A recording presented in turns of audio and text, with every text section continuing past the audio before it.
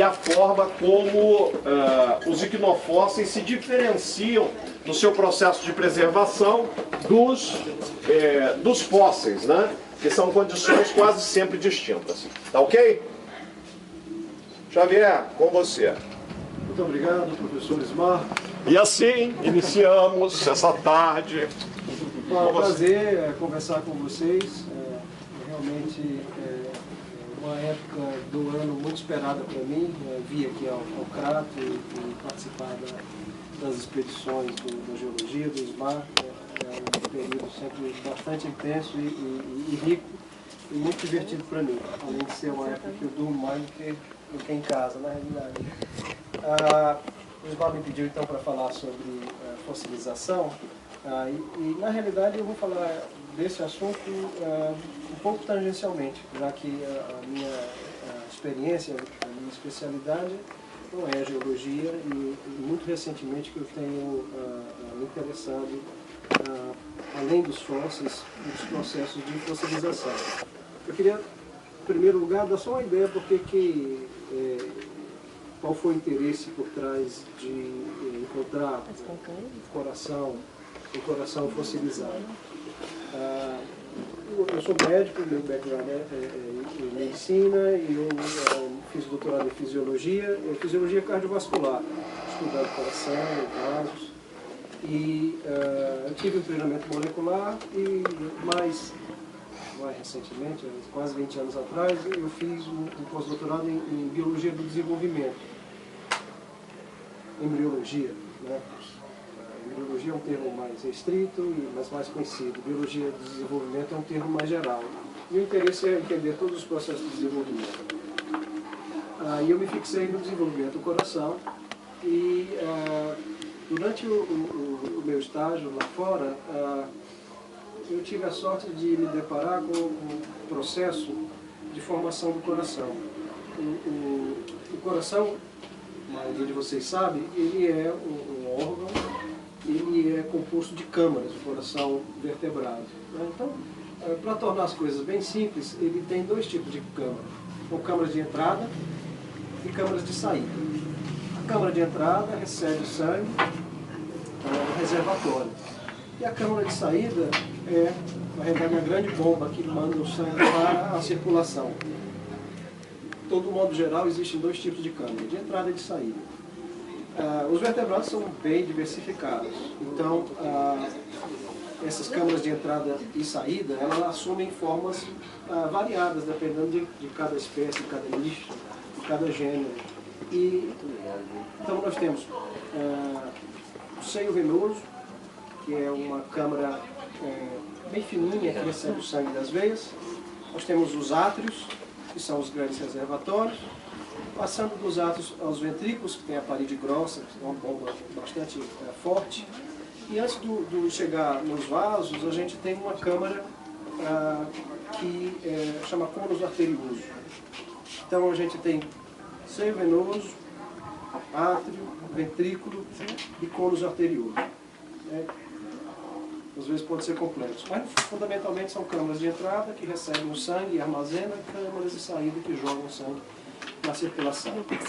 Então eu tive a sorte de, no meu pós-doutorado, encontrar um mecanismo que é muito interessante e que sugeria que o coração de câmaras dos vertebrados era feito de uma maneira antagônica entre átrios e ventrículos, dicotômica mesmo. Então, a maioria dos processos que levavam a um aumento do átrio levavam ao mesmo tempo a redução do ventrículo. Os processos que levavam ao aumento do ventrículo levavam a uma redução do átrio. Então, parece que dentro do punhado de células que depois daria origem ao coração, havia essa briga entre átrio e ventrículo, uma disputa por espaço cardíaco. Quanto maior o átrio, menor o ventrículo, quanto maior o ventrículo, menor o átrio. E o desenvolvimento dessa noção levou um insight que era o seguinte: será que esse não é o mecanismo fundamental pelo qual todos os vertebrados iniciam a formação do coração? Esse mecanismo nós caracterizamos inicialmente em camundongos, mamíferos, e em galinhas. Então era uma coisa que estava presente em mamíferos e galinhas, né? E aí a nossa pergunta é, será que isso é uma coisa de vertebrado ou é uma coisa só de amniota? Então vamos dar uma olhada em várias outras espécies, né? Então nós olhamos em sapinhos, no xenopus, olhamos no zebrafish, que é um teleósteo, um peixe teleósteo, e o mecanismo estava lá, a mesma coisa.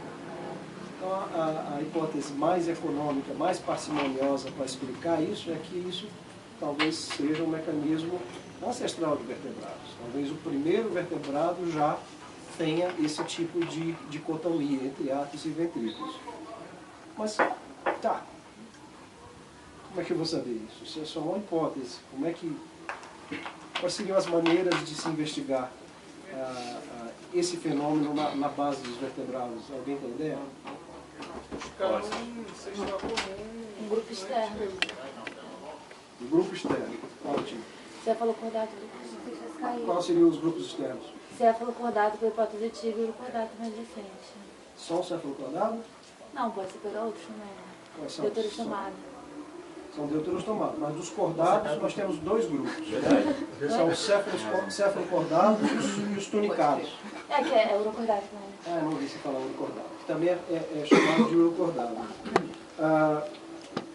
Então, analisando esses dois grupos externos, e aí a gente está usando um artifício que é a análise comparativa, né? Então a gente percebe que o cefalocordado é representado pelo Ophiuchus, né? É um animal muito conhecido da biologia, mas ele é um animal sem coração. Então, o Ophiuchus não tem coração, ele não tem coração de câmara. Toda a circulação dele é movida por vasos que contraem lentamente, muito parecidos com o funcionamento dos nossos intestinos. Diferente do coração, que é o coração de câmara. Bom, então, um grupo externo não tem nem coração de câmara. O outro grupo externo, o tunicado. O tunicado já tem uma bomba circulatória um pouco mais complexa, apesar dela ser única. Então ela é um tubinho, quase mesmo uma bolha de músculo, um músculo estriado, e é envolto em pericárdio. É bem semelhante do ponto de vista de organização do coração vertebrado. O coração vertebrado também tem pericárdio e também é movido a uma musculatura estriada.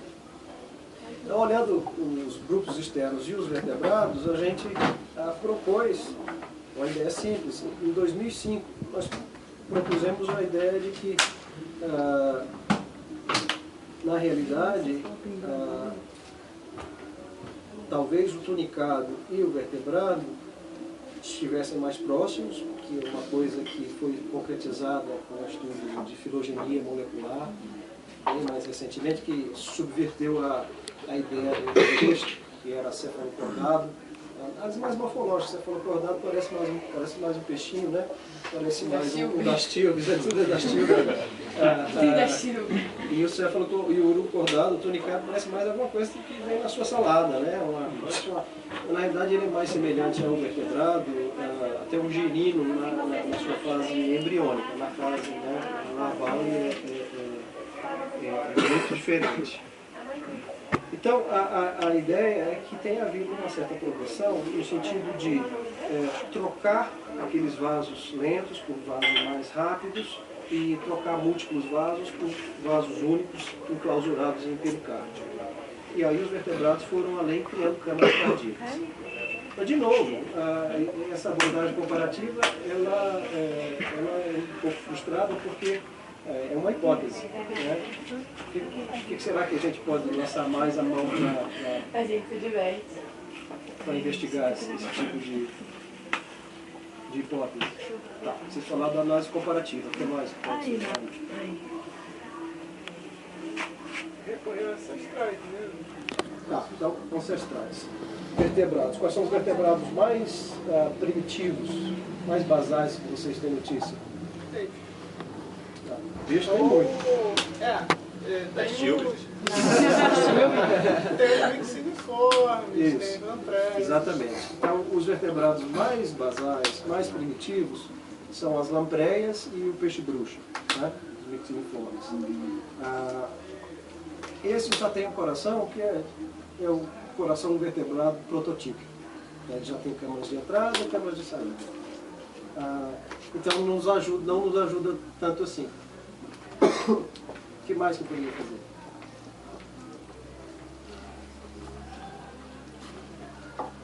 Então, a gente viu a abordagem comparativa, ficamos com uma hipótese um pouco mais elaborada.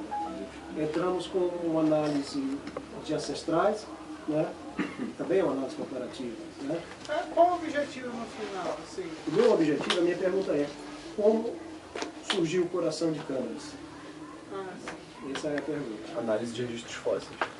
Quem foi que falou? Análise de registros fósseis. Ele está sentado aqui.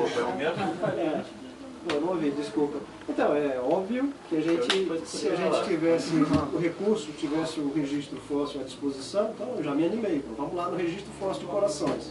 Você fez o desenvolvimento. Aí eu... Oi? Você fez a questão comparativa do desenvolvimento, da ontogenia. Esse era outro ponto de vista que eu esqueci. Então, a ontogenia, ela contém pistas muito importantes da filogenia. Não é mais como se dizia, que era uma recapitulação necessária, mas ela contém pistas valiosas sobre a filogenia, do ponto de vista de que os caracteres mais avançados, que fazem mais distinção entre os clados, eles aparecem geralmente depois do desenvolvimento. Né? Embora haja bastante mistura, que é chamada heterocronia. Né? Mas, de um modo geral, a gente pode analisar e dizer que a tromba do elefante não aparece antes da cabeça, certo? Então aparece a cabeça, depois aparece a tromba. Então, a análise comparativa do desenvolvimento também traz bastante informação. E a gente sabe, por exemplo, que no caso da ontogenia do vertebrado, o nosso coração começa primeiro como uma bomba peristáltica que funciona analogamente ao nosso intestino. Então, dentro da nossa própria ontogenia, há pistas de que o nosso coração tenha surgido, né, na evolução a partir de um vaso que se movia, que se contraía, semelhante ao nosso intestino. Tá. Mais elucubrações, né? Então, existe mais uma maneira, que essa maneira seria o estudo dos fósseis. Existe uma quarta maneira, que não está à disposição ainda, que é a viagem de volta ao tempo, que nós não vamos poder usar na nossa vida. Mas quem sabe os próximos paleontólogos possam usar. Então nós estamos restritos a 3 recursos, que são a análise comparativa, a análise da ontogenia e o registro do fóssil. E aí eu fui atrás de comprar o livro O Registro do Fóssil Cardíaco. E é um livro muito pequeno e muito triste, porque você abre e não tem nada. É completamente branco, não tem absolutamente nada. Então, não existia nada sobre corações. Para ser totalmente justo, há informações sobre impressões do pericárdio, de coração, com alguma evidência de forma.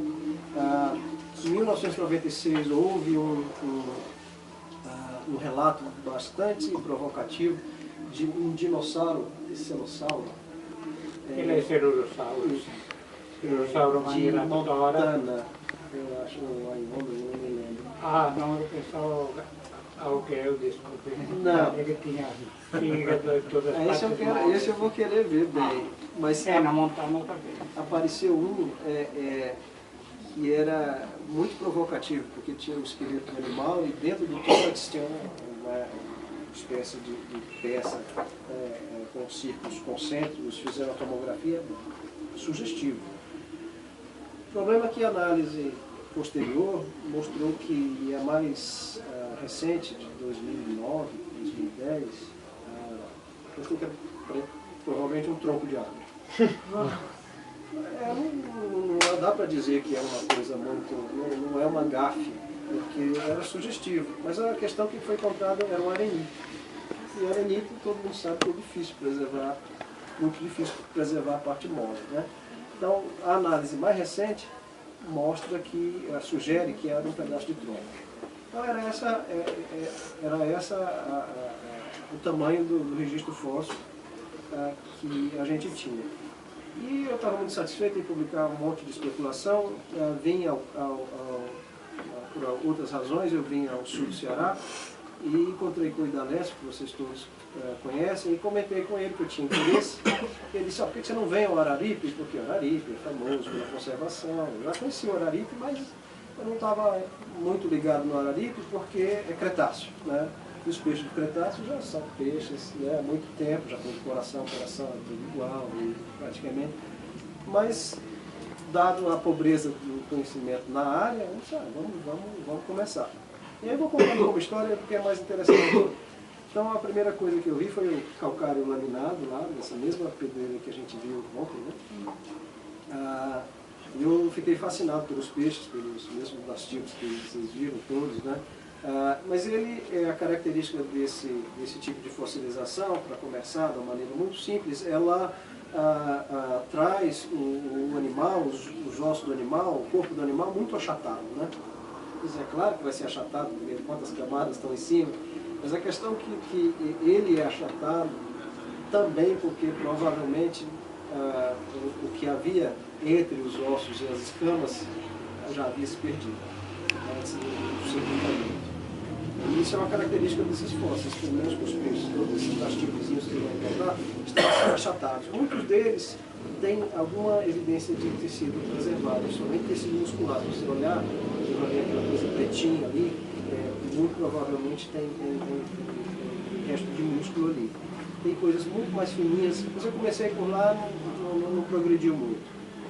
E aí, tanto o Galés quanto o Arthur me chamaram a atenção. Olha, o Racolepis buccalis, que é talvez um dos peixes mais famosos daqui da Formação Santana, que já foi descrito pelo Louis Agassiz, que era um naturalista, né, paleontologista suíço, trabalhando nos Estados Unidos, já tinha um corpo fusiforme, né, bem compacto mesmo, e a experiência de todo mundo da região mostrava que havia coisa lá dentro, né? Tinha vértebras, outros já tinha sido publicado os ovos, né, do peixe, já tinha sido publicado conteúdo intestinal, e o David Martin tinha publicado muito celebremente fibras musculares esqueléticas preservadas. E nós começamos a avaliar o material, e o material, através de uma técnica muito simples e grosseira, mas clássica, que é a dissolução com ácido acético, dissolução controlada com ácido acético 0,25 a 1%. Então, pacientemente, insere o fósforo na solução, vê as borbulhinhas de CO2 saindo, lava bastante, tira foto, vai repetindo isso várias vezes, você vai dissecando. E nós começamos a fazer isso em casa. Minha mulher fica com muita raiva de mim, porque tem um cheiro ruim, O vinagre da e casa. suja. Eu ainda usava o ácido acético no laboratório. Mas no terceiro fóssil eu já vi alguma coisa entre a cintura peitoral e atrás das brânquias, né? Em todo vertebrado, se você fizer uma análise comparativa, os corações, eles estão exatamente posteriores às brânquias, as nossas seriam aqui, né? E protegidos pela cintura peitoral. E abrindo logo com essa forma bem artesanal, nós vimos alguma coisa lá. E o que saltava aos olhos é que era uma forma cônica. E a forma cônica casava muito bem, porque uma das câmaras de saída do coração é justamente o cônus arterioso, que é o formato de cone mesmo. Eu olhei aquilo lá, achei muito grande para ser aquele peixinho, deixei, mas depois voltei porque estava no lugar certo. Comecei a me convencer de que era e mostrei ao SMAR, finalmente, no Rio de Janeiro. Se SMAR, isso é um artefato? Ele disse, não é um artefato, né? Se achou alguma coisa, vá em frente. E aí eu comecei sistematicamente a analisar outros, mas não era muito satisfatório digerir, destruir os fósseis todos, né? Então nós pensamos em fazer uma análise conservadora e a análise que se apresentou para a gente, uma análise através de tomografia de grau médico, né? Dessas que estão por raio-x no hospital. Era possível ver bastante coisa, Mas existe um problema grande em fazer esses experimentos de tomografia médica, porque o fósforo é carbonato de cálcio, né? E o contraste entre as estruturas, né, remanescentes do animal e a matriz é muito pequeno. E além disso, vocês viram também que há cristais, né? Esses cristais geram reflexões e aquilo bagunça um pouco a imagem. Então, para dar uma ideia a vocês, a resolução, quer dizer, a capacidade de discriminar dois pontos diferentes lá do aparelho médico é meio milímetro. E as coisas não ficaram tão satisfatórias assim. E aí nós soubemos de um recurso, que é um recurso razoavelmente novo, que é a tomografia do raio-x de síncroton. Ela é capaz de dar... Raio-x de quê? Raio-x de síncroton. Síncroton é uma radiação eletromagnética que vem... não, uma varredura.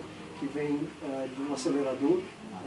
Os elétrons são postos a rodar e cada vez que eles dirigem a trajetória, eles emitem luz em todo o espectro. E aí você pode filtrar para pegar a faixa de interferência. E existem vários métodos, se alguém tiver, a gente pode comentar um pouco. Essa tomografia de raio-x, ela pode nos dar, ela pelo menos é o que a gente tem de melhor, 6 micrômetros. Então já é uma diferença brutal, né? E nós exportamos, que foi outra aventura, foi exportar 63 forças para a França, onde nós colaboramos, e depois receber as tomografias e analisarmos. E o que a gente acabou vendo é que realmente é o coração, o que a gente tinha visto. Dentro das câmaras do coração, a câmara mais frequentemente observada é a mais distal, que é o cônus, e aí a gente começa a discutir um pouco sobre preservação, e são os resultados mais novos que a gente tem lá. Se eu tivesse como mostrar para vocês, eu mostraria que o cônus ele é encaixado entre as brânquias e do lado da cintura peitoral, então ele é praticamente envolto em osso. Enquanto que os outros estão mais longe dos ossos, as outras câmaras estão mais longe dos ossos. E, invariavelmente, sempre que tem coração, tem cônus. É uma relação que nós fizemos. Então, a inferência que nós fazemos é que, quando o tecido cardíaco está próximo ao osso, ele preserva mais facilmente. Bom, nós vimos... Recuperando essas imagens, a gente vê que quase sempre que há preservação além do cônus, o que acontece é uma coisa muito significativa, porque durante os processos necrolíticos, os ligamentos da coluna, isso é muito comum, eles apodrecem e a coluna vertebral se desestabiliza e as vértebras individuais acabam migrando, caindo ventralmente. O que a gente viu sempre tinha preservação do coração, tem uma vértebra em cima do coração. Então, é possível que essa vértebra ela seja uma doadora de minerais para o coração.